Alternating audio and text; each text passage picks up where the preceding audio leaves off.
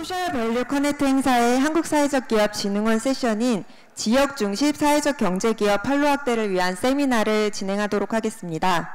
안녕하십니까. 저는 한국사회적기업진흥원에서 사회적 경제기업 판로 확대 업무를 담당하고 있는 윤민주라고 합니다. 예, 방금 소개받은 한국사회적기업진흥원의 윤종태입니다. 오늘의 주제는 사회적 가치 실현 및 공공구매 지역 역할을 중심으로인데요. 저희 사회적기업진흥원은 이제 고용노동부 산하의 그 사회적 기업, 사회적 경제 활성화를 지원하고 있는 중간 지원 조직입니다. 그래서 제가 오늘 지역 사례 부분에 앞서서 사회적 경제, 사회적 가치를 위한 어떤 사회 책임 조달, 그 중에서도 특히 공공구매 역할, 현황이라든가 시사점, 또 제도를 중심으로 해서 좀 살펴보고요. 구체적으로 지역에서 공공구매를 위해서 어떤 실천이 이루어지고 있고 어떤 이야기가 있는지 이런 부분은 뒤에 계신 분들이 아마 좀 더 자세하게 소개를 해줄 수 있을 것 같습니다. 예, 먼저 그 정부의 국정과제 부분을 제가 표시를 했는데요. 다들 아시겠지만 국정 목표와 100대 국정과제에서 사회적 가치 실현을 선도해야 된다는 부분, 그리고 사회적 경제 활성화 이 부분이 이 정부의 주요한 그런 과제로서 현재 설정이 되어 있습니다. 자세한 부분은 다들 아시는 부분이니까요. 그 부분은 참조를 해주시기 바라고요. 근데 이제 저희 오늘 그 주요한 그 행사가 사실 소셜 밸류 커넥트잖아요. 사회적 가치인데, 그럼 이제 공공구매 부분을 제가 말씀드린 부분은 이런 것 같습니다. 이 사회적 가치 실현을 어떤 공공 부분의 어떤 핵심 운영 원리를 하자라고 한 것이 어떤 현재 그 정부의 기조인데요. 예, 이 부분에 있어서 다양한 어떤 이를 뒷받침하기 위한 법률안이 현재 2개 정도가 발의되어 있습니다. 하나는 김경수 의원이고요. 또 하나는 이제 박강원 의원인데요. 이렇게 나와 있는 것은 다들 잘 아시겠지만 우리 사회의 다양한 사회 문제를 극복할 수 있는 그런 어떤 혁신적인 모델로 사회적 경제가 되게 중요하고 또 부각되고 있습니다. 그런데 이런 조직들이 아직은 충분한 그런 자립 또는 시장 경쟁력을 확보하지 못한 것도 사실은 현실입니다. 그런데 이런 부분에서 정부와 공공 부분의 조달 부분이 약 한 100조가 넘습니다. 100조 넘은 지가 꽤 몇 년 되는데요. 이런 어떤 조달 시장에서 어떤 사회적 가치를 고려한 그런 조달이 이루어진다면 사회적 기업들이 굉장히 자연스럽게 경쟁력을 갖출 수 있는 그런 계기가 될 수 있습니다. 그런 부분에서 이 공공기관의 사회적 가치 실현이 중요하고 또 법제화를 하려는 그런 시도가 이루어지고 있는 것 같습니다. 이 사회 책임 조달이라는 표현을 썼는데요. 사회 책임 조달은 이제 공공기관이 조달할 때 그 조달이라는 것은 되게 많잖아요. 물품과 서비스, 공사 이런 부분이 있는데 이때 여러 가지 이제 우리 공동체를 지속 가능하게 하고 발전할 수 있는 그런 다양한 가치를 고려해서 이 조달을 하는 것을 의미하고요. 그래서 제품 서비스를 구매할 때 이런 부분을 통해서 굉장히 이제 정부의 공공성이 강화되고 사회 전체적인 그런 후생이 극대화되는 그런 면이 있을 것 같습니다. 이런 부분은 유럽과 영국의 사례를 볼 수 있는데요. EU에서는 2010년에 사회 책임 조달 가이드라인을 시행해서 현재 이런 그 공공자를 이렇게 공공조달에서의 공공성 이런 부분을 굉장히 이제 혁신을 했고요. 영국에서도 사회가치법이 현재 발효가 되어 있습니다. 앞서 말씀드린 한국의 두 법률, 이 두 법률도 사실은 이제 영국의 사회가치법을 굉장히 참고한 그런 정도로 보시면 될 것 같습니다. 근데 한국에서는 이제 저희 한국에서는 아직 사회적 가치법이 통과되지는 않죠. 국회 계류적인데요. 그에 앞서서도 이제 사회적 경제 기업들의 조달에서의 어떤 그런 공공성 확보를 위해서 두 가지 법률 근거를 가지고 우선구매 제도가 시행되고 있습니다. 하나는 사회적 기업 유성법의 제12조에 사회적 기업이 생산하는 제품 서비스 우선구매를 촉진해야 된다고 하는 게 있고요. 협동조합 기본법에도 사회적 협동조합이 경우에도 역시 우선구매를 촉진해야 된다고 이렇게 규정을 하고 있습니다. 근데 사실 이 두 조항이 강제 조항은 아닙니다. 강제 조항은 아니고 이제 근고 조항인데요. 어쨌든 이 두 조항의 근거에서 현재 사회적 경제 기업 내에서는 이런 공공기관을 대상으로 하는 이런 우선구매가 실행이 되고 있고요. 19년 현재 약 841개의 공공기관이 우선구매의 적용 대상입니다. 그래서 보시는 표와 같이 이 많은 840개의 기업 공공구매 대상 기관 중에서 자치단체, 특히 광역과 기초 가장 많은 그런 개수를 차지하고 있었음을 볼 수가 있습니다. 사회적기업진흥원에서는 이제 사회적기업 육성법과 협동조합 기본법에 따라서 두 조직의 두 군데의 그 우선구매 현황을 현재 실적을 집계를 해서 그 부분을 발표를 하고 있는데요. 잠깐만요. 이게 18년도 우선구매, 작년도 우선구매 현황을 저희가 간단히 도표로 정리해봤습니다. 약 1조 한 600억 정도의 우선구매 사회적 기업입니다. 우선구매 현황을 볼 수가 있고요.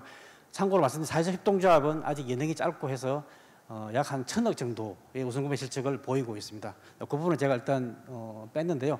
어쨌든 이 도표를 보시면 다양한 어떤 공공 영역에서의 우선구매 현황이 나와 있는데요.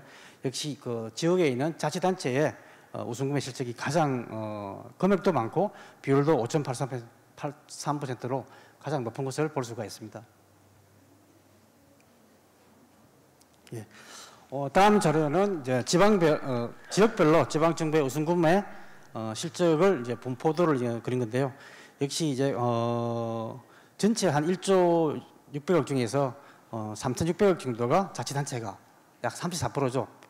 구매하는 것 비로소 굉장히 높은 것을 볼 수 있습니다. 여기 나온 위에 있는 자료들은 강역과 기초를 다 포함한 그런 자료들입니다. 근데 이제 지방 정부별로 우선 구매 비율 현황을 살펴보면 이제 그 서울시의 우선 구매 그 금액과 그러니까 절대 금액과 비율이 가장 높은 것을 볼 수 있습니다. 약 8.6%의 비율이고요. 그 다음은 제주도가 한 7.9%로서 그 뒤를 잇고 있습니다. 물론 금액은 절대 금액은 차이가 나죠. 그리고 그 밑에를 보면 이게 저희가 뭐 어떤 벌 준다다 그런 게 아니라 한번 참고 자료로 참고하시라고 낸 건데요. 역시 전라북, 경남, 전북, 부산 이런 곳이 좀 상대적으로 그런 낮은 우선구매 비율을 보이고 있습니다. 이 다음 자료는 이제 기초단체, 지방정부 기초단체별로 그 우선구매 비율을 저희가 상하를 5개씩 봐왔는데요.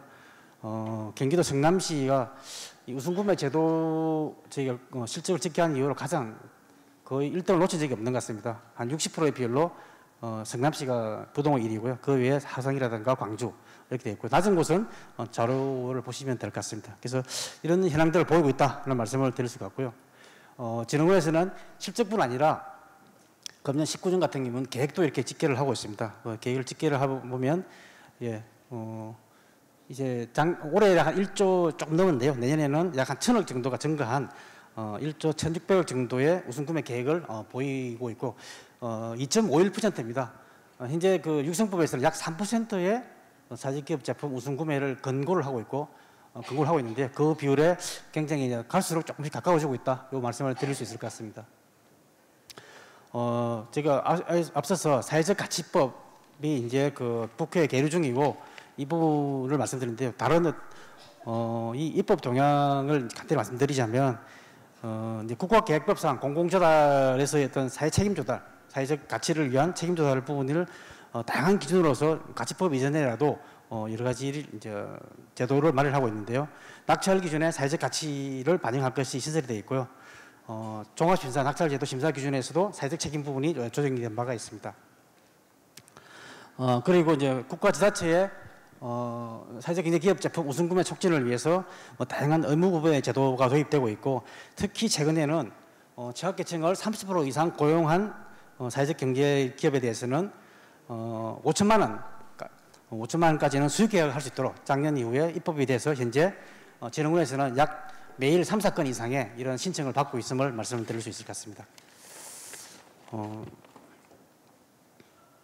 그 다음 또 입법 동향을 볼 수 있는 것은 사회적 경제기업 제품의 판로 지원에 관한 특별법이 현재 국회에 제출이 되어 있는 상태고요. 여기서는 사회적 경제기업의 정의, 사회적 경제기업 제품에 대한 정의, 그리고 주요 내용으로서는 여러 가지 역할과 책임, 뭐 사회적 경제기업 간 경제제품, 경쟁제품, 민간 위탁에서의 사회적 경제기업 우대 이런 부분들이 많이 강조가 되고 있습니다. 저희 시간이 많지 않은데요. 간단히 키워드 중심으로 좀 더 말씀드리자면 사회적 기업 육성 기본 계획을 해마다 정부에서는 발표를 하고 있는데요. 여기서는 공공기관의 사회적 가치 선도를 위해서 이제 사회적 기업 지원 성과에 대한 평가, 그리고 이제 사회적 보상, 우수 사례 적극 확산, 공공기관의 교육 확대 이런 부분 내용이 포함이 되어 있고요. 그리고 법 제도 개선을 위한 그 다양한 다양한 부분이 준비되고 있습니다. 그래서 결과의 공개라든가 경평에서의 사회적 기업 제품, 사회적 경제 제품의 구매, 실적, 계획 이런 부분에 직접적인 반영 이런 부분들이 많이 강조가 되고 있고요. 또 이제 그 많은 부분에서 어떤 공공 부분에서의 사회적 경제에 대한 인식 부분이 이야기되고 있기 때문에 전문 상담 기관 등을 운영해서 구매 지원을 강화하고 교육을 하고 상담하고 또 영업을 지원하는 이런 부분을 현재 재능원을 중심으로 해서 실시를 하고 있습니다. 뭐 간단히 말씀드리자면 재능원에서는 공공구매 지방과 중앙에서의 공공기관들의 공공구매를 지원하기 위해서 지원센터를 만들고 각 16개 시도 전체에다 공공구매 지원기관을 저희가 선정을 해서 운영을 통해서 각 공공기관의 사회적 기업 구매 이런 부분을 지원하고 있습니다. 대표 사례인데요. 성남시와 서울시입니다. 시간 관계상 자세한 부분을 생략하고요. 성남시가 부동의 지난 몇 년간 부동의 1등을 이게 우선구매 비율에서는 차지하고 있다. 그리고 서울시도 마찬가지 모범 사례로 많은 교육과 안내, 홍보를 통해서 사회적 경제 부분에 대한 그런 사회적 가치 실현을 선도하고 있다는 말씀을 드리고요. 마지막으로 이제 제 다음으로서는 많은 분들께서 지역에서의 실제 공공구매를 통한 사회적 가치 실현이 어떻게 이루어지고 있는지 그런 부분을 다른 분들께서 차례로 설명해 주실 것 같습니다. 이상으로 재능원에서의 또 사회적 경제 구매에 관한 그런 제도적인 안내 마치도록 하겠습니다.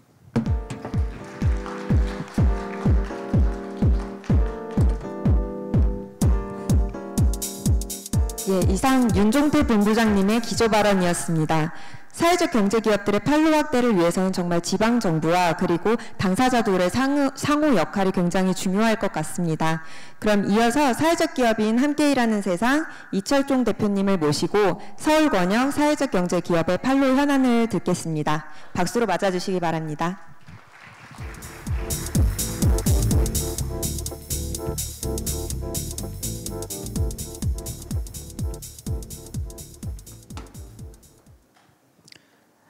예, 함께 일하는 세상의 이철종입니다. 이 판로 부분은 매번 글쎄 저희 회사가 올해로 창업한 지 17년 됐는데요. 어떤 청년 사회적 기업가 분이 저한테 그러더라고요. 사회적 기업계 시조세라고. 17년이 되도록 항상 기업들, 사회적 경제 기업들이 고민하는 게 어떻게 하면 시장에 진입할 수 있는가, 시장에서 자리 잡을 수 있는가에 대한 고민들인 것 같습니다. 근데 저희 회사가 갖고 있는 경험은 2002년에 창업해서 2003년부터 지방자치단체에서 발주하는 사업들을 획득해서 그것을 기반으로 사업을 키워왔고 다양한 사업 영역들로 성장을 해왔습니다. 그런 경험들을 갖고 있다 보니까 저희가 갖고 있던 경험들을 다른 사회적 경제기업, 사회적 기업들한테 확산시켜 나가는 활동들을 하게 됐고요.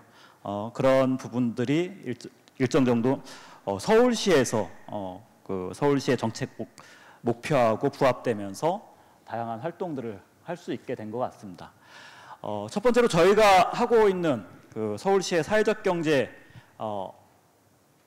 공공시장 영업지원단이라고 하는 활동이 있습니다. 지금 만으로 한 6년 차 활동을 하고 있고요. 사회적 경제 기업들에게 공공시장에 진입할 수 있는 여러 가지 정보 그리고 기회 제공, 때에 따라서는 계약들을 성사시키는 매칭 활동 이런 것들의 여러 가지 공공 계약들을 이룰 수 있는 부분에 대한 지원 활동들을 하고 있고요. 그런 것들을 저희가 이 부분에 투입되고 있는 7명의 스태프들이 서울시의 사회적 경제 기업들이 진입할 수 있게끔 지원을 하고 있고요. 특이점이라고 하면은 사회적 경제 기업들만 컨설팅을 하지 않습니다. 공공기관들에게도 컨설팅을 합니다. 지방자치단체라든지 공기업들이 보면 사회적 경제 기업들과의 거래를 성사시키기 위해서 여러 가지 정책적 목표에 따라서 대응하고자 하지만 어떤 방법들을 수행할 수 있는지에 대해서 정확히 모르는 경우들이 많이 있습니다. 국가계약법이라든지 지방계약법들이 있고 중소기업 판로 촉진이라든지 민간위탁 조례라든지 민간 경상보조 같은 여러 가지 수단들이 있지만 사회적 경제하고 만날 수 있는 부분에 있어서 어떤 루트들을 활용해서 그리고 어떤 입찰 제도라든지 계약 방식을 통해서 진행시킬 수 있는지에 대해서 계약 업무의 일선에 있는 공무원분들이 굉장히 곤란을 겪는 경우들이 많이 있고요. 그런 부분에 있어서 저희 그 지원단에서 하는 활동에 있어서는 때에 따라서는 계약 입찰에 대한 제안 요청서를 설계해 드린다든지 과업 지시까지 설계해 드리는 지원 활동을 통해서 공공기관이 사회적 경제 조직과 좀 더 실질적으로 맞닿을 수 있는 지점에 대한 지원 활동들을 하고 있고요. 그런 경험을 바탕으로 해서 이제는 사회적 경제 기업들이 공공시장에 대한 정보를 획득할 수 있는 정보 플랫폼을 운영하고 있습니다. 특이하게 저희가 운영하고 있는 정보 플랫폼의 오너십은 저희 회사가 지고 있습니다. 이 공공에서 여러 가지 정보에 대한 그리고 데이터를 구축하는 사업들을 하는 데 있어서 사실은 기조가 굉장히 많이 흔들리는 상황들이 있습니다. 일선 현장에 계신 공직자분들께서 여러 가지 임기들이 바뀌면서 계속 변화들이 생기다 보니까 그런 정보 사이트 구축에 대한 기조들을 유지하는 데 굉장히 어려움들이 있어서 저희는 고집스럽게 5년 동안 이 정보 플랫폼에 대해서 오너십을 저희가 지고 저희의 방식대로 구축을 하고 있고요. 내년이나 후년쯤에는 이제 서울시로 이관하는 걸 고민하고 있습니다. 이제 어떤 공직자분이 자기 기조에 의해서 이 플랫폼을 흔들기에는 이제 구축되어 있는 내용들이 많이 쌓여 있는 상황이고요. 그런 지점에서 이 플랫폼을 통해서 여러 가지 공급 상품에 대한 정보라든지 공공시장에 대한 여러 가지 제도 그리고 사례에 대한 부분들까지 제공을 하고 있고요.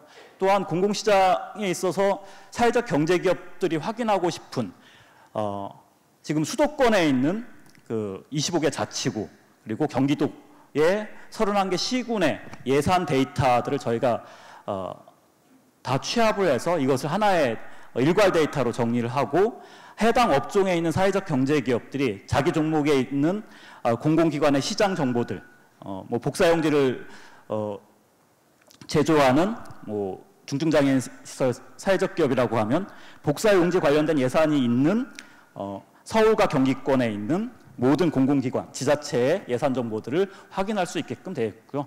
서울시 같은 경우에는 저희가 구매 데이터까지 수백만 건의 구매 거래 데이터까지 소스화시켜서 사회적 경제기업들이 공공시장에서 어떤 거래들이 이루어지고 있는지를 확인할 수 있게끔 제공을 해드리고 있습니다. 그리고 저희가 시작하는 부분에 있어서는 이제 배려 구매를 넘어서 실질적으로 사회적 경제기업들에게 공공기관이 파트너십을 형성하고 어떤 혁신의 제안을 할 수 있는 단계까지 기획을 마련해드리고 매칭을 시켜드리는 부분으로 지금 지원 활동을 하고 있는 상황이고요.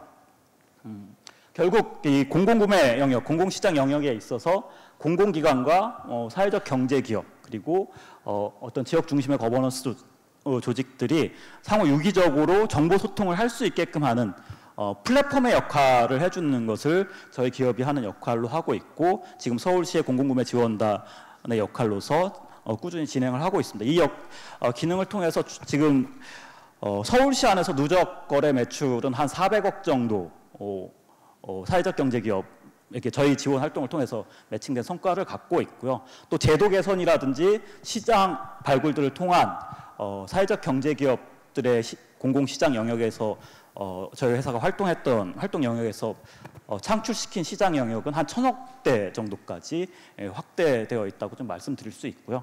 그런 지점에서 각 권역 단위, 특히 광역 단위에서 공공시장을 진입할 수 있게끔 지원하고 촉진시키는 역할을 할 수 있는 사회적 경제 기업들이 좀 나서주고 역할을 자임하는 필요가 있지 않을까 싶습니다.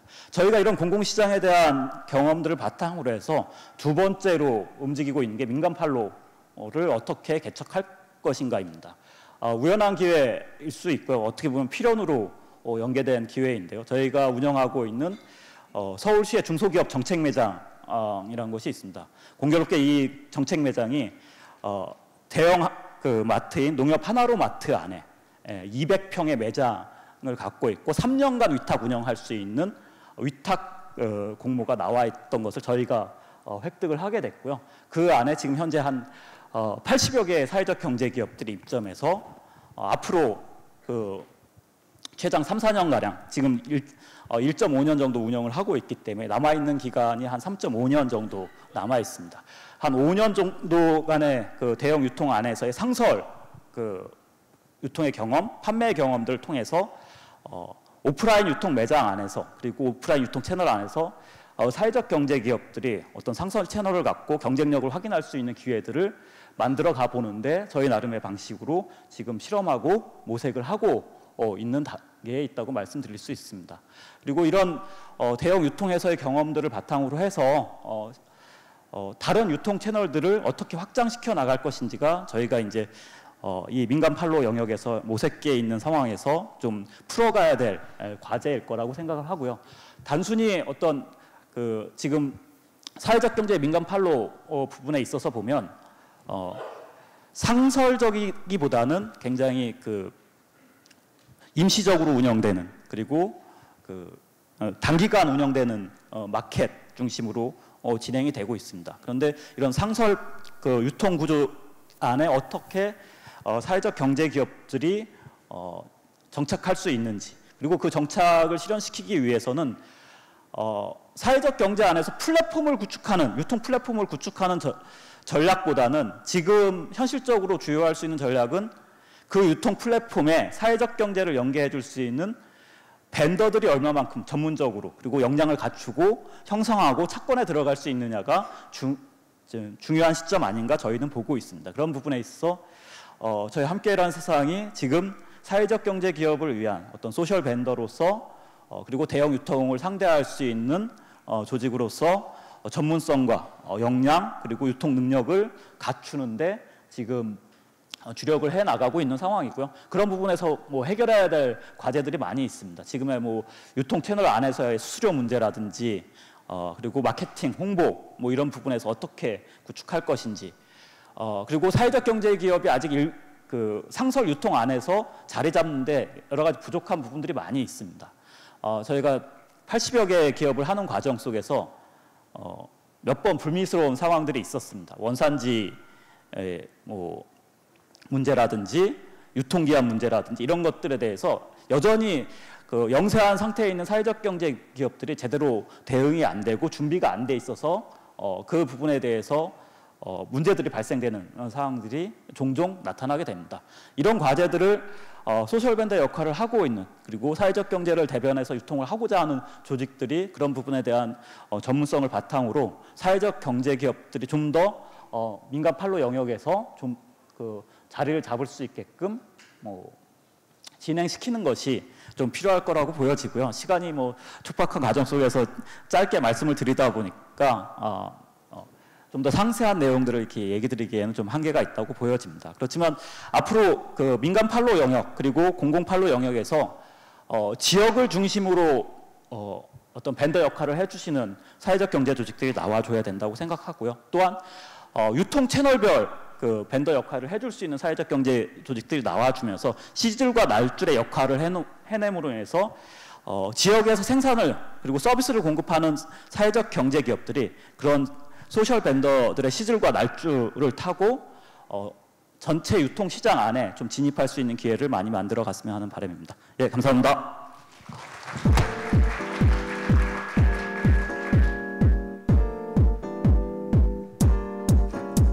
네, 이상 함께 일하는 세상의 이철종 대표님의 발표로 함께 일하는 세상의 역할과 그리고 서울 권역의 판로 현안에 대해 들어봤습니다. 이어서 강원도 사회적경제지원센터 이강희 센터장님을 모시고 강원권의 현안을 들어보도록 하겠습니다. 박수로 맞이 부탁드립니다. 네, 반갑습니다. 저는 강원도 사회적경제지원센터에서 일하고 있고요. 이강희입니다.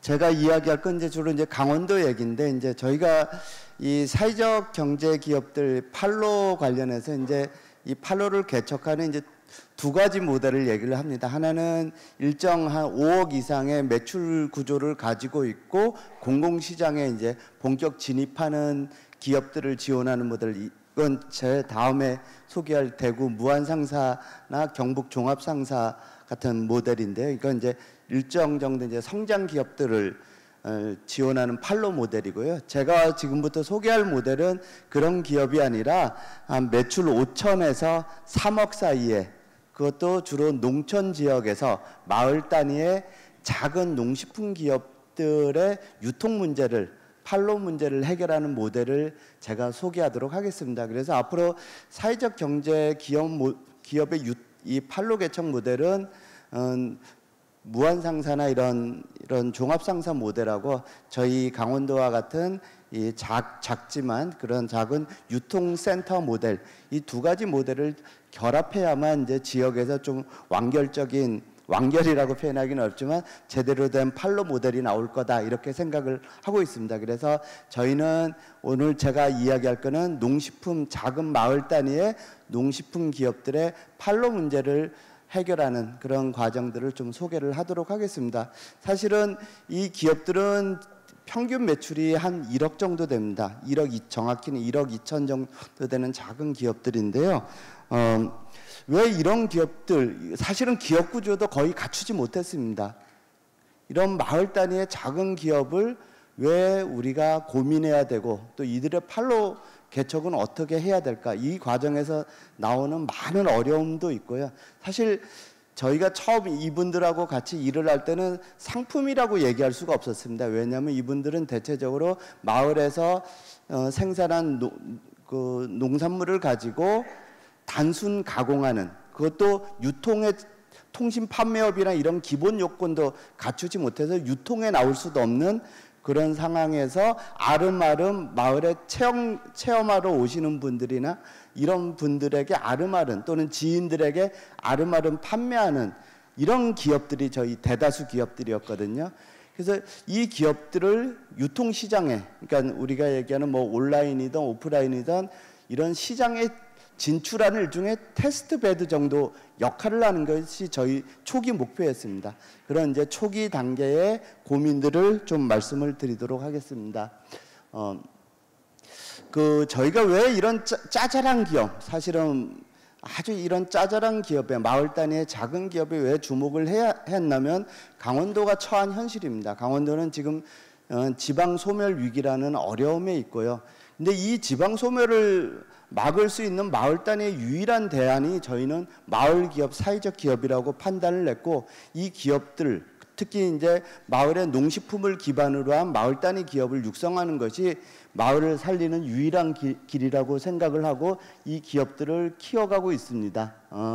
이 기업들은 그런데 이제 대부분의 기업들이 5억 미만의, 한 80% 정도가 5억 미만의 아주 작은 기업이고, 여기에 보면 그 대표님이 그 생산 관리부터 마케팅, 유통, 조직 관리 모든 일을 거의 도맡아 하고 거기다 마을 일까지 도맡아 하는 이런 상황의 기업들입니다.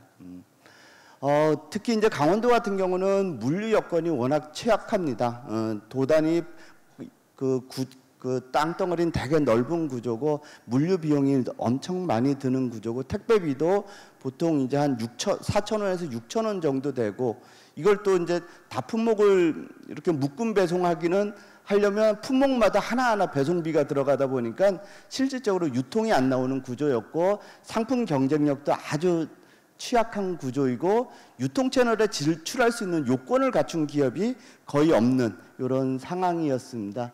그래서 이걸 풀기 위해서는 이건 기업에 맡겨서 해결이 안 된다. 그래서 저희 중간 지원 조직이 우리 특히 이제 유통하는 기업들하고 같이 엮어가지고 이 문제를 같이 풀어보자 해가지고 우리 강원도의 이제 공동 브랜드인 강원곡간이라고 하는 사회적 경제 공동 브랜드를 만들고, 이걸 바탕으로 해서 맨 처음 시작한 것이 소비자 생협들 찾아가가지고 거기다 쇼핑숍 좀 열어주십시오. 우리 기업들 그 자체로 유통시장에서는 안 받아주니까 소비자 생협은 그래도 협동조합이니까 좀 같이 협조해 주십시오 해가지고 이제 소비자 생협들 설득해가지고 작은 쇼핑숍, 소비자 생협 매장의 작은 쇼핑숍부터 하나하나 시작을 했고, 뭐 그러면서 이제 기업들하고 키웠습니다. 그 과정에서 이제 이런 데다가 납품을 하려다 보니까 물류센터가 필요로 했습니다. 그래서 물류센터를 제대로 만들지 못하고 작게 한 30평 정도 규모로 해가지고 춘천에다 작은 물류센터를 만들어가지고 운영을 하면서 키웠고요. 그 과정에서 지금 아직 뭐 매출은 한 10억 정도지만 우리 기업들 한 100개 기업이 참여하고 있습니다. 아주 작은 기업들이 참여하면서 하나하나 성장을 해나가고 있습니다. 그리고 이 작은 기업들이 가지는 어려움들이 뭘까? 저는 한 6가지였습니다. 그래서 지금 이 6가지를 풀기 위해서 이제 저희가 내린 결론은 이 6가지 문제를 한꺼번에 해결을 해야 된다는 거였고, 그래서 통합 물류 시스템을 구축하고 공동 판로 개척을 하는 부분, 특히 상품을 발굴하고 경쟁력을 강화시키는 부분, 그리고 수도권 매장이나 이런 데하고 연계해서 지속적으로 매장을 확대해 나가는 것, 그리고 온라인 유통 채널 지원, 이 6가지 기능을 한꺼번에 복합적으로 수행해야 되는 것이 저희 강원국간이 가지고 있는 지금 과제고, 이 문제를 유통센터를 매개로 해서 풀어가고 있습니다. 그래서 저희가 아직 건물 증축까지는 못했는데요. 건물은 내년 초에 이제 강원도 이제 사회적 경제 유통센터가 생깁니다. 그래서 한 12억 규모로 해가지고 이번에 그 마을기업 행안부 판로 지원 사업 연계하고 지방비 붙여가지고 한 12억 정도 유통센터를 만들면서 아까 말씀드린 6가지를 종합적으로 수행하는 이제 유통 물류센터를 저희가 이제 만드는 단계까지 이르러서 지금 쭉 키워나가고 있습니다. 그리고 이제 뭐 여기 목표나 이런 거는 그냥 참조를 하시고요.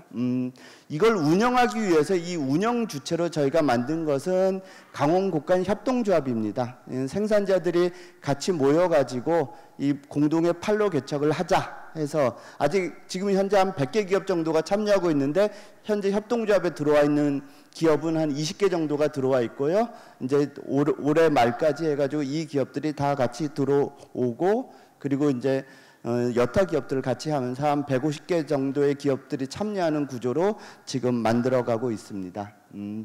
그래서 지금 이제 우리가 이제 풀어나가고자 하는 과제가 이제 첫 번째는 물류 혁신입니다. 사실 공공구매는 그 다음이에요. 아직 공공구매에 가기 어려운 많은 기업들이 있어서 1차적으로 물류 구조를 혁신하는 것을 1차 과제로 삼고 있고, 그 연계해서 공공구매, 저희가 혁신 도시 내에 이 유통 매장을 만들었습니다. 유통 물류센터를 이제 만들고 있는데, 그것을 이제 혁신 도시 내에 위치하면서 공공구매 지원 기능도 좀 강화하려고 하고 있고요.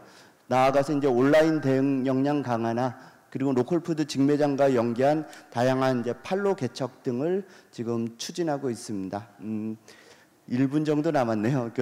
뭐 제가 더 이야기하기보다는 아무튼 저희 강원도의 작지만 초기 기업에 대응하는 마을 단위 기업에 대응하는 모델과 뒤에서 발표하실 분의 공공구매를 중심으로 해서 일종의 성장 기업의 판로 모델, 이 2가지를 어떻게 지역 내에서 융합하면서 사회적 경제 기업의 종합적인 판로 개척을 할 것인가, 이 부분에 대해서 오늘 같이 많이 지혜를 모으고 고민을 했으면 좋겠습니다. 이상 발표 마치겠습니다. 감사합니다.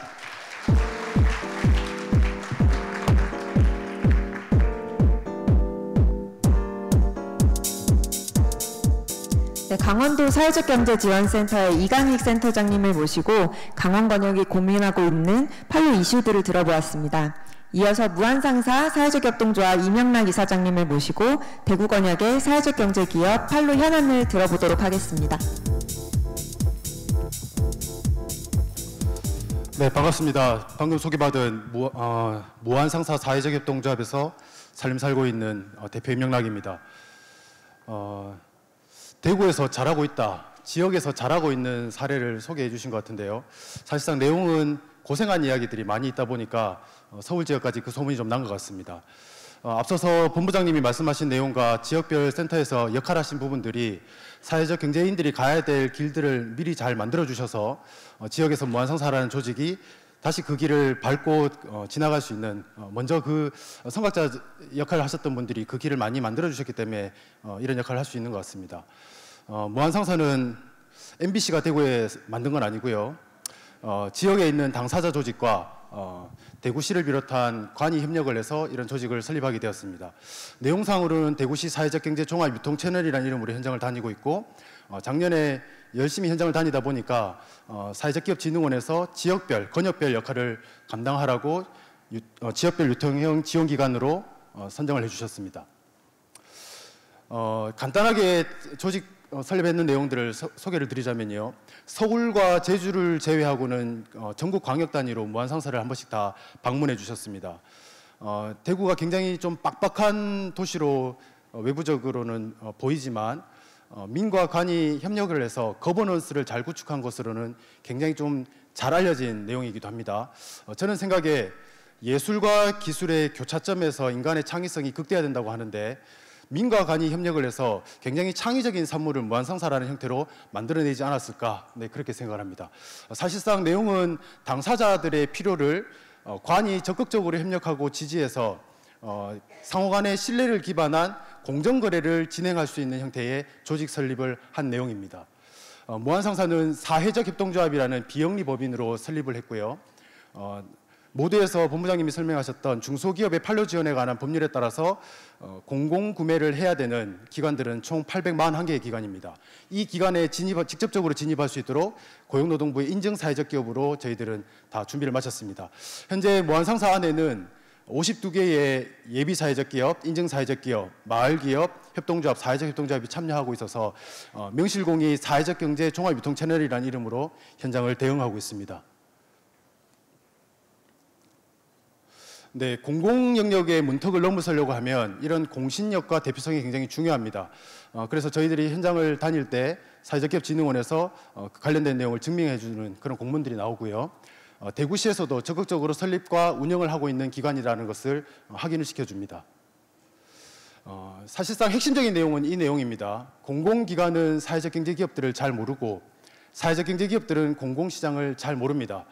우리 기업들이 공공시장에 진입하기 위해서는 각종 제도와 규정에 대한 충분한 이해가 필요하고, 공공하고 거래했던 유관 실적이 있어야 공공의 문턱을 넘나들 수가 있습니다. 그런데 양쪽이 공공 영역과 사회적 경제 영역이 서로를 바라보는 인식 격차가 좀 많이 크고 충분한 정보가 공유되지 않다 보니까 공공에서 필요한 수요 지점과 우리 기업들이 제공할 수 있는 공급 영역에 미스매치 현상이 계속해서 발생하고 있습니다.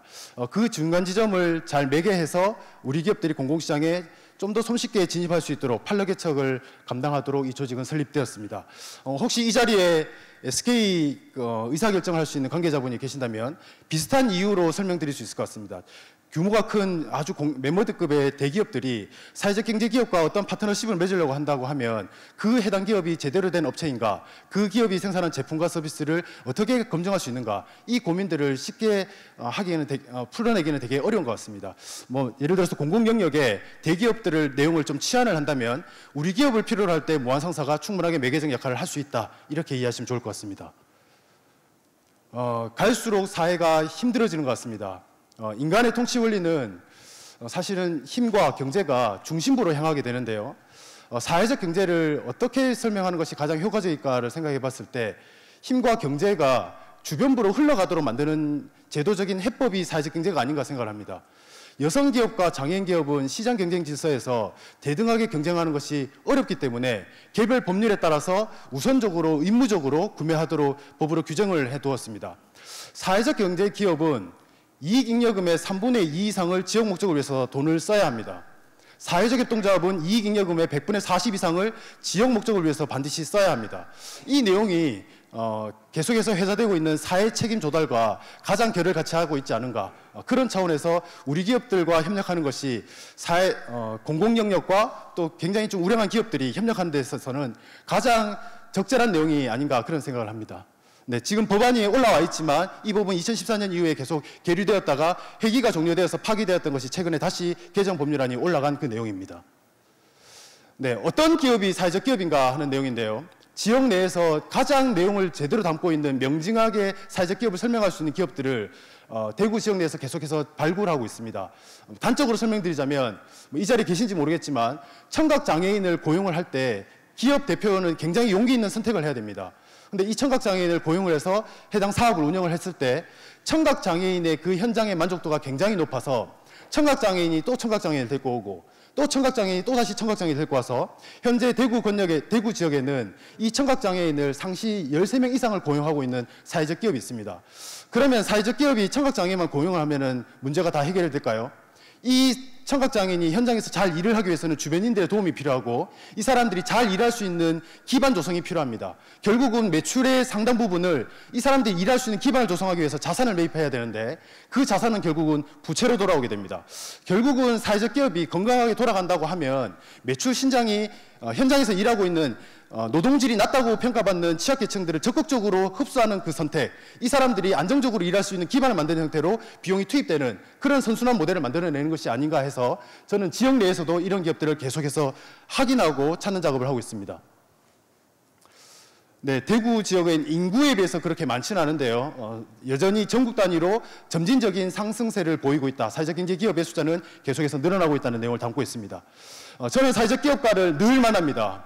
그 기업이 과연 어떠한 동기와 과정과 결과적인 산물을 지역과에 향유하고 있는가를 확인을 합니다. 저는 결론적으로 굳이 사회적 기업을 하지 않아도 이렇게 사실 분들 같습니다. 그렇다 보니까 무한상사라는 이름도 앞뒤도 없는 한도 끝도 없이 일을 하도록 이런 조직을 만들지 않았을까. 네, 그런 마음으로 현장을 뛰어가고 있는 조직입니다. 중소기업이라면 동일하게 자본과 인력이 부족합니다. 사회적 기업은 제 판단으로는 더 부족합니다. 그런데 사회적 책임까지 더 감당을 하라는 요구를 받은 것이 사회적 경제 기업입니다. 이 기업들이 공공시장에 진입하기 위해서 무한상사는 현장에서 대구 지역, 대구시청을 비롯한 공공기관과 협력을 해서 우호적인 환경을 조성하는 역할을 하고 있습니다. 이것은 무한상사의 생일 때 대구시의회 8개 구군, 시산하 주차 출연기관 23개, 공사공단 5개, 혁신도시에 이전한 12개 공공기관장들이 다 모여서 사회적 경제 활성화를 위한 비전 선언과 동시에 공공구매 활성화는 무한상사와 협력하겠다. 이 내용을 약속한 내용을 담고 있습니다. 네, 무한상사도 뺑아리 조직이기 때문에 연대와 협력이 아니고서는 시장을 개척할 수 없습니다. 우리 기업들과 협력을 하고 또 공공영역에서 적극적인 지지를 받으면서 역할을 하고 있습니다. 혹시나 여기서 사회적 경제 영역에서 종사하고 계시는 대표님이 계신다면 아주 기본적인 사항이지만 사회적 기업 육성법, 협동조합 기본법, 광역 17개 광역 단위별로 모두 갖고 있는 사회적 경제 활성화 조례, 이 내용들은 기본적으로 확인하시는 것이 필요한 것 같고, 공기업, 준정부기관, 기타 공공기관을 아우르는 공공기관 운영에 관한 법률에 따라서 명시된 경영 실적 평가 규정까지는 꼭 확인하셔서 우리가 어떤 지점에서 맞춤형으로 시장에 진입할 수 있는지는 확인하시는 것이 필요한 것 같습니다. 네, 뭔가 우호적인 환경은 계속해서 조성되고 있지만 결국은 궁극적으로 이 입법이 마무리가 되어야 사회적 경제의 포괄적인 생태계가 조성되지 않을까 하는 생각을 담고 있습니다. 네, 뒤에는 혹시라도 자료가 배부가 되면 좋겠지만 신정부가 권고사항으로 사회적 경제 기업들을 구매하도록 권장을 하지만 실질적으로 현장에서 느끼는 것은 의무에 준하는 권고사항입니다. 다양한 형태의 정책적인 드라이브를 걸고 있기 때문에 우리 기업들에게는 기회 지점은 계속해서 늘어나고 있습니다. 그렇다면 잘 준비된 기업들이 우선적으로 이 기회를 가져갈 수 있겠다는 생각이 듭니다. 네, 내용상으로는 결국은 공공구매 담당자, 출제자의 의도를 잘 파악을 해야 우리가 어느 시장으로 진입할 수 있는지를 파악할 수 있기 때문에 그 내용들을 담고 있습니다. 정리하자면 공공기관에서 정부에서 기획재정부에서 공공기관을 평가할 때 평가 점수가 계속해서 사회적 경제랑 활성화시키다는 것을 정량적으로 또 정성적으로 평가하고 있다. 점수가 좀 가점이 높아지고 있다는 정도를 담고 있습니다. 네, 841개의 기관은 조금 간단하게만 구분하자면 국가계약법을 적용을 받는 기관과 지방계약법에 적용을 받는 기관, 좀 실무적으로는 공무원연금을 받는 곳과 국민연금에 적용을 받는 민간기관, 이렇게 구분해서 개별 기관의 설립 근거에 따라서 실적 관리되는 기준이 좀 다르기 때문에 내용을 좀 소상하게 파악하는 것이 필요하다는 내용을 말씀드리고 싶습니다. 우리가 들어갈 수 있는 시장은 굉장히 많은 것 같습니다.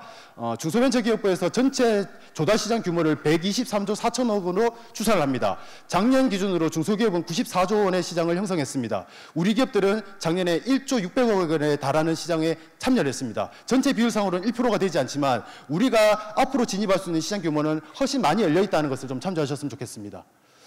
네, 무한상사는 현장을 다니면서 공공기관의 필요와 우리 기업들의 필요를 연결하는 매개적 역할을 하고 있습니다.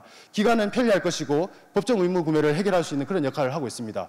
저는 정리하면서 우리 기업들이 할 수 있는 내용들이 훨씬 많다, 다양하다, 우리 기업들이 할 수 없다는 이 선입견을 좀 부식시키는 역할들을 현장에서 풀고 있습니다. 그리고 단순히 생존의 문제를 넘어서 조직을 설립할 때 이 본연의 목적을 충실하게 이행할 수 있는 그런 사회적 경제 기업들로 역할을 했으면 좋겠다는 마음으로 현장을 같이 뛰고 있습니다. 뭔가 진보적인 방향성은 견지하지만 이 복잡한 현실의 문제를 어떻게 풀 것인가를 고민하는 분들이 사회적 기업이라면 무한상사가 함께 그 마음으로 현장을 열심히 떼어서 궁극적으로 하고자 하는 그 일들을 같이 수행했으면 좋겠다는 생각을 담고 판로개척 역할을 하고 있습니다. 감사합니다.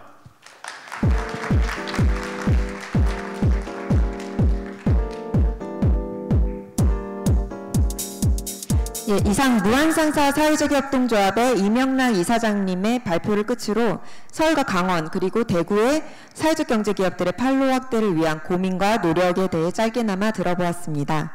이 세 권역 말고도 지역의 많은 사회적 경제기업들과 당사자 조직들이 사회적 경제 영역의 성장을 위해 지속적으로 고민하고 있는 것 같습니다. 마지막으로 이런 지역의 특성이 잘 활용하여 우수 사례로 꼽히고 있는 서울 가죽 패션 창업 지원센터의 센터장이자 사회적 기업 코이로 대표님이신 홍찬욱 대표님을 모시고 사례 발표를 듣도록 하겠습니다. 박수 부탁드립니다.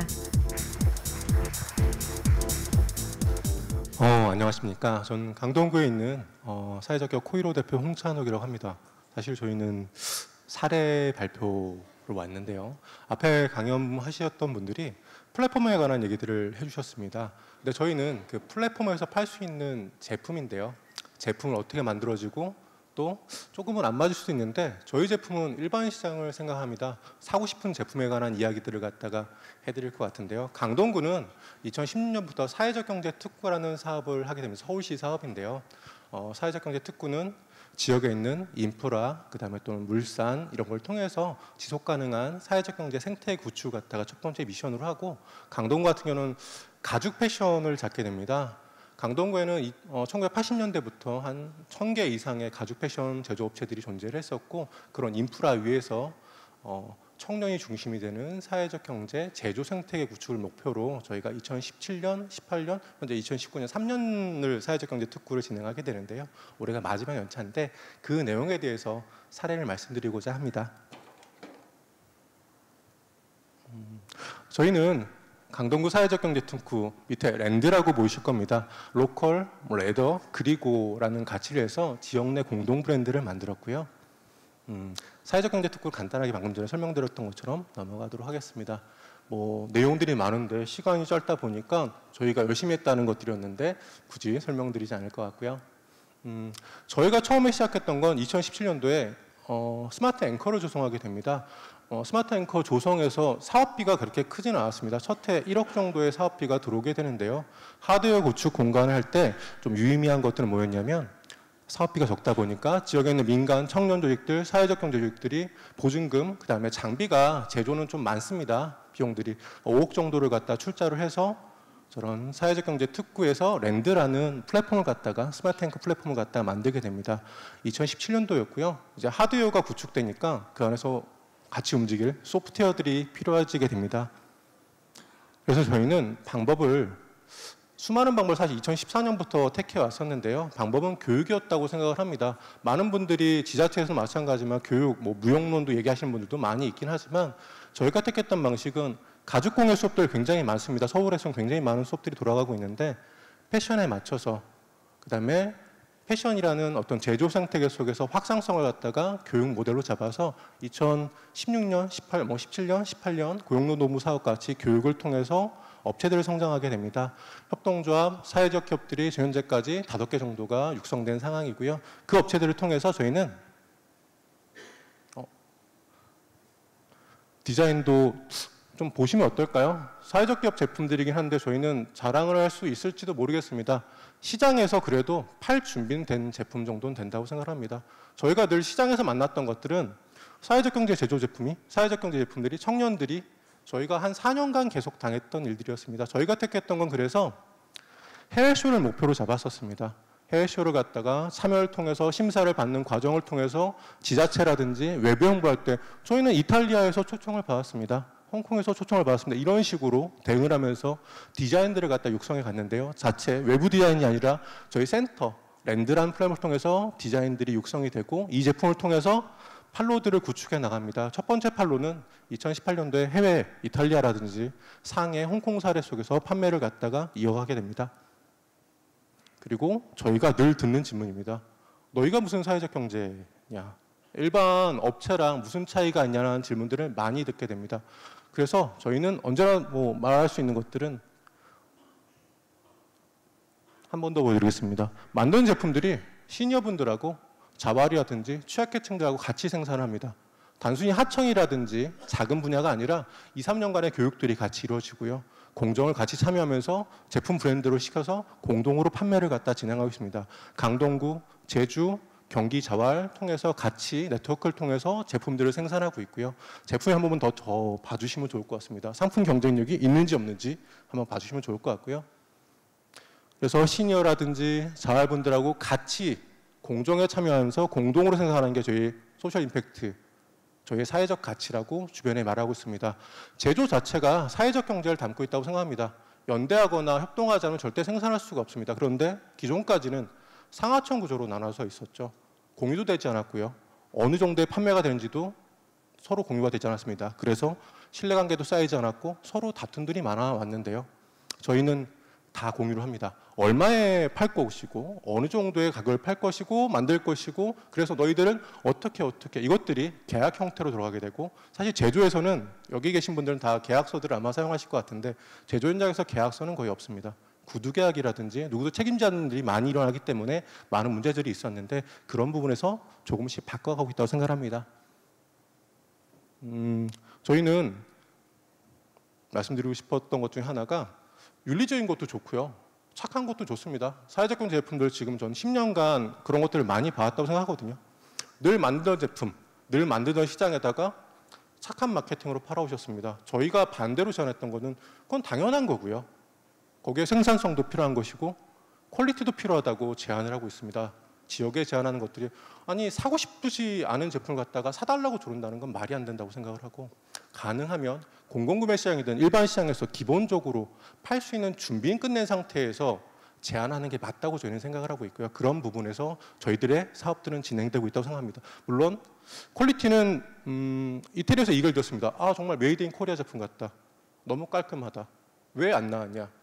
사실은 밀라노 미펠쇼에서도 저희 한국계만 3개 정도밖에 없었는데요. 그는 저희 초청을 받아 갔었는데 퀄리티 부분에서는 글쎄요 늘 가서 싸웁니다. 아무도 저희가 10년간 저희가 기업을 운영했었는데 그런 부분의 퀄리티에서 잘 보이시는지는 모르겠습니다. 여성분들이라든지 계신 분들 관심 있으면 마감이라든지 이런 부분에서 그런데 저 부분들이 시니어라든지 취약계층 분들이 같이 만들어가고 있습니다. 저게 교육의 핵심이고요. 제품은 경쟁력이 있어야 되는데 퀄리티, 그다음에 윤리적이죠. 저희는 그런 제품들이 만들어지고 있고요. 그래서 최근에 롯데백화점에서 팝업 행사를 하게 됩니다. 저희도 기대는 하지 않았거든요. 저희가 같이 간 랜드의 제품들은 평균 20만 원대 후반에서 30만 원대 초반 제품입니다. 사회적 경제 제품치고는 비싼 편일 것 같습니다. 그런데 저도 기대하지 않았거든요. 첫날 매출이 1,000만 원 정도. 그 다음에 지인 판매라고 저희가 얘기를 하는데요. 아시는 분들이 사주는 것들은 있었을 겁니다. 분명히. 절반 정도였다고 쳤다면 나머지 분들은 홍콩, 일본, 일반 분들이 사주셨고 그 뒤로 계속 매출들은 이어집니다. 2주간 저희가 행사를 하게 되는데 쇼핑몰, 오프라인에서 그래서 작지만 그래도 2주간 3천만 원 정도 이상의 매출을 올리게 되고요. 롯데 측에서 롯데백화점 소공동 본점에서 했었는데 1년간 첫날 매출은 1위를 찍었다라고 할 정도로 경쟁력을 갖다가 어느 정도 인정받게 됩니다. 그 뒤로 조금씩 저희도 제가 이 자리에 온 이유도 아마 이것 때문일 수도 있는데요. 그런 부분에서 경쟁력 주변에 또 사회적으로 많이 도와주시죠. 여기 진선미 장관님도 계시고 유시민 작가님도 계신데 사회적 경제나 사회적 기업이 오시지 기업이 아니었으면 사실 와주시지 않았을 것도 같습니다. 그런데 사회적으로 공감대가 형성되어 있죠. 저희는 그것도 적극적으로 활용합니다. 도와줘야 될 기업들은 맞는 것도 같다고 많은 분들이 얘기를 하시는데 저희는 근데 그게 좀 싫긴 합니다. 좀 사주고 싶은 제품들을 만드는 사회적 기업들이 많이 만들어지고 그런 베이스 속에서 당당하게 사고 봤더니만 사회적 경제 제품이다, 사회적 기업 제품이었다라는 것들이 좀 마케팅이라든지 많은 분들이 느끼셨으면 좋겠다고 생각하는 것들이 있습니다. 사실 여기는 공공구매 관련해서 또는 어떤 기업에서 CSR 관련해서 많이 와 계실 것 같은데요. 또 다른 얘기일 수도 있을 것 같습니다. 많은 플랫폼에 관한 얘기를 앞에 강연자들이 해주셨는데 좋은 플랫폼이 만들어져도 좋은 제품이 없으면 팔릴 수 없습니다. 사주시는 거죠, 그거는. 산다와 사주시는 건 좀 틀릴 것 같은데 저는 제안하는 것들이 사회적 경제 제품들도 좀 더 사고 났더니 공공구매에도 사도 우리가 어디 가서 뭐 창피하지 않아. 뭐 냉정한 얘기일 수도 있고 되게 뭐 거친 얘기일 수도 있을 수도 있겠습니다. 이렇게 되는 것들이 일어났으면 좋겠다고 생각하고 저희도 강동구 사회적 경제 특구도 그런 식으로 조금씩 앞으로 가도록 노력 중입니다. 잘 부탁드리겠습니다. 감사합니다.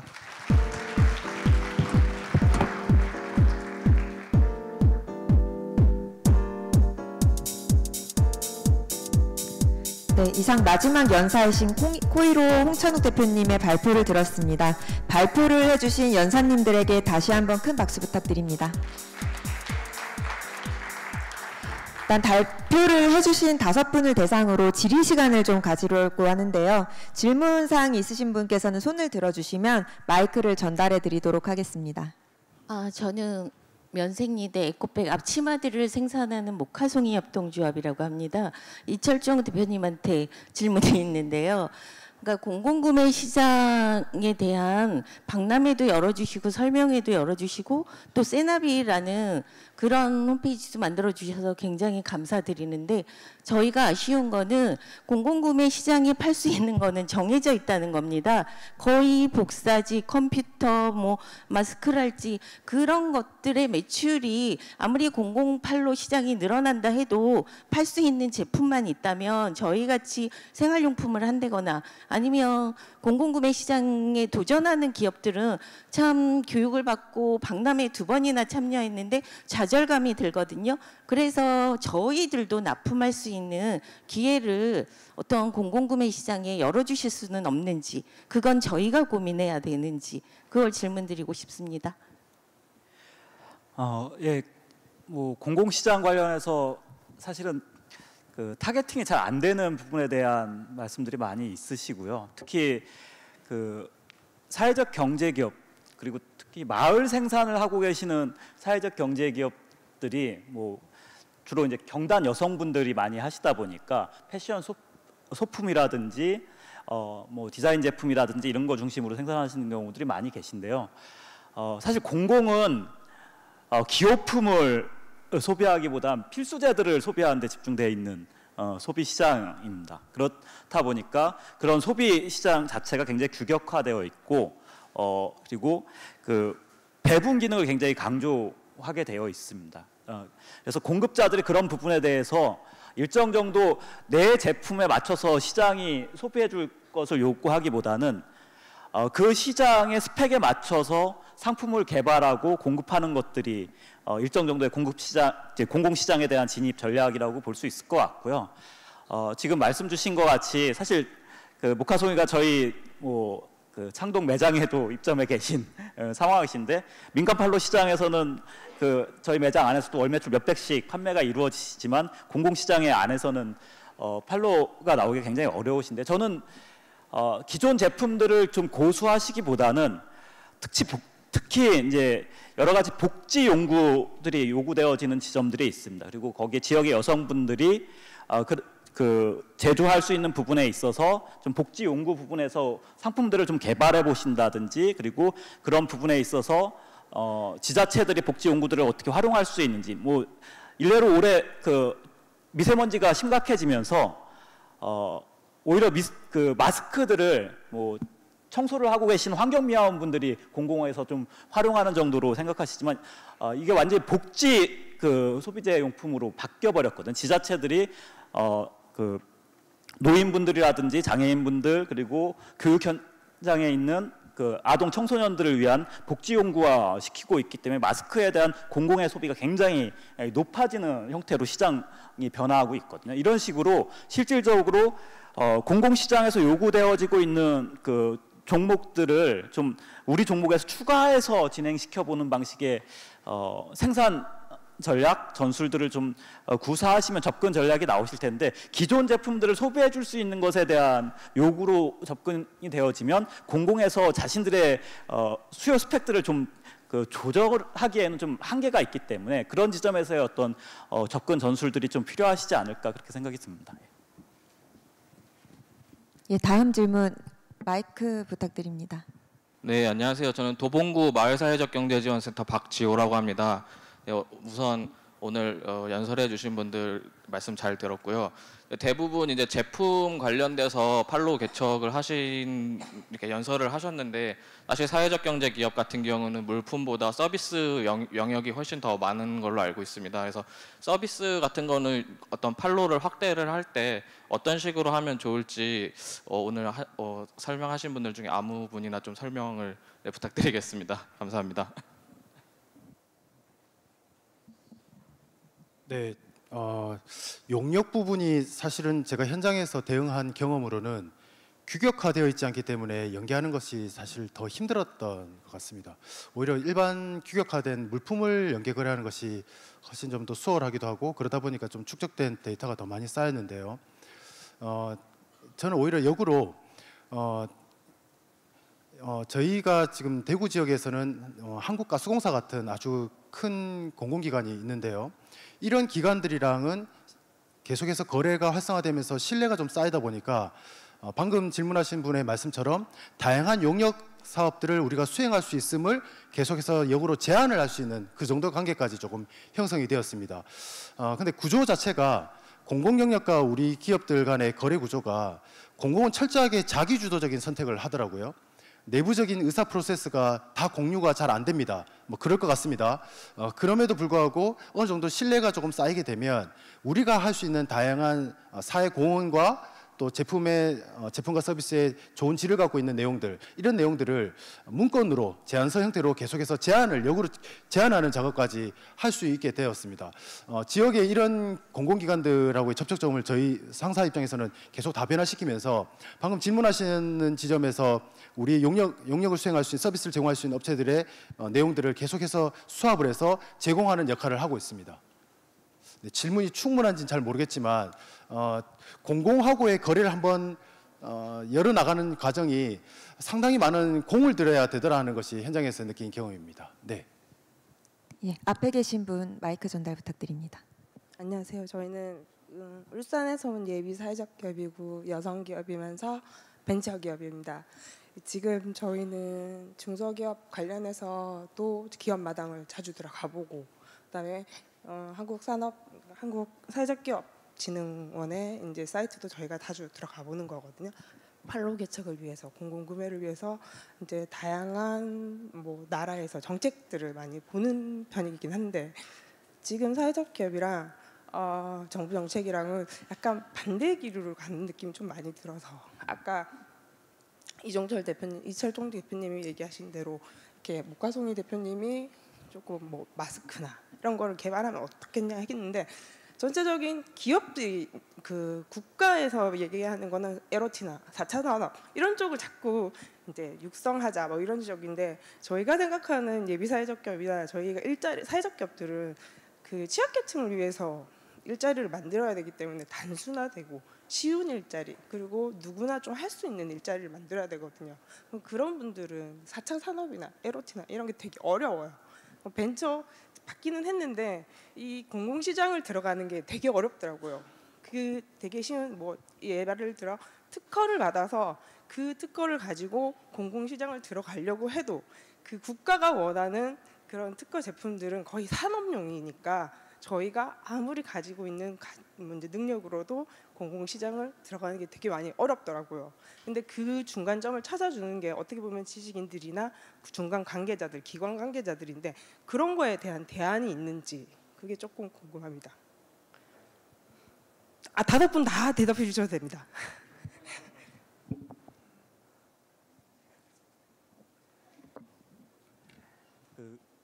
사실 공공시장의 진입에 있어서 소위 현장에서 말씀하시는 미스매칭 문제들이 굉장히 늘 현장의 어떤 민원 사항이고 애로 사항으로 얘기들이 많이 나오시는데요. 그리고 실질적으로 특히 취약계층에 대한 미션을 갖고 있는 사회적 경제 기업들 같은 경우는 생산해내는 재화나 서비스가 그런 취약계층들이 해낼 수 있는 종목으로 좀 한정돼야 되는 부분들이 있고, 그러다 보니 공공에서 소비해 줄 수 있는 부분에 대해서 이렇게 시장이 굉장히 협소하거나 불일치하는 지점들에 대한 고충들을 많이 말씀들을 주시는데요.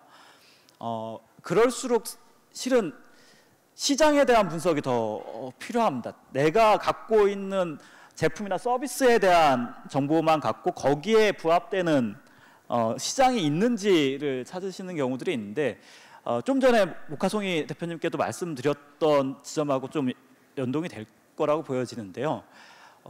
실질적으로 특히 취약계층 미션을 갖고 계신 조직에서는 그런 취약계층 분들이 일하실 수 있는, 생산하실 수 있는 품목에 해당되면서 공공의 소비가 어디에 있는지, 수요가 어디에 있는지들을 좀 찾아내는 과정들이 필요한데, 이걸 이제 혼자 하시기에는 굉장히 좀 어려운 지점들이 있다 보니까 지금 뭐 대구의 무한상사라든지 경북종합상사라든지 뭐 저희 같은 조직들이 생기면서 실질적으로 공공시장을 그런 현장에서 생산하고 서비스를 제공하는 기업들이 타겟팅할 수 있게끔 뭐 조력하거나 어떻게 보면 실무 지원들을 좀 하는 영역들이 좀 나오고 있기 때문에, 그런 조직들과 연계해서 조금 어떻게 보면 사업의 꼭지점들을 좀 다시 재조정해 보시는 것도 필요할 수 있을 거라고 보여지고요. 그리고 갖고 계신 생산 역량이라든지 인적 역량들을 갖고 공공시장에 대한 재분석을 좀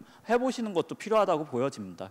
그리고 특히 공공시장 자체가 좀 전에 서비스 말씀 주셨는데, 제조시장 쪽보다는 공공의 서비스 시장 부분들에 대해서 타겟팅을 좀 해보실 필요가 있고요. 그런 서비스 시장 안에서 취약계층들이 일할 수 있게끔 공공이 정책적으로 배려해주는 측면들이 있기 때문에 직접 제조하시는 것뿐만 아니라 뭐 서비스 종목 안에서 어떻게, 특히 복지 서비스 영역의 시장이 공공 안에서는 굉장히 확대되고 있기 때문에 그쪽 영역에서 좀 자리매김할 수 있는 부분을 찾아보시는 것도 주요하게 좀 요구되어지지 않을까 싶어서요. 저는 공공시장을 진입하시고자 하는 사회적 경제 기업분들에게 갖고 계신 종목을 갖고 고민하기보다는 얼마만큼 관련 다각화, 상황에 따라서는 비관련 다각화까지 좀 해보실 수 있는지에 대해서 적극적으로 검토해 보시고 좀 펼쳐나가 보시는 것에 대해서 좀 제안드려 보고 싶습니다. 예, 시간 관계상 질의를 마무리하고 세션을 종료해야 될 것 같습니다. 오늘 비스타홀에서 연사로 참석해 주신 무한상사, 강원도 사회적경제지원센터, 그리고 코이로에서 상담 테이블을 5시까지 운영하실 예정입니다. 더 질의가 있으시거나 상담을 원하시는 분들은 상담 부스를 찾아주시고요. 귀한 시간 내주셔서 참석해 주시고 또 경청해 주셔서 감사합니다. 예, 감사합니다.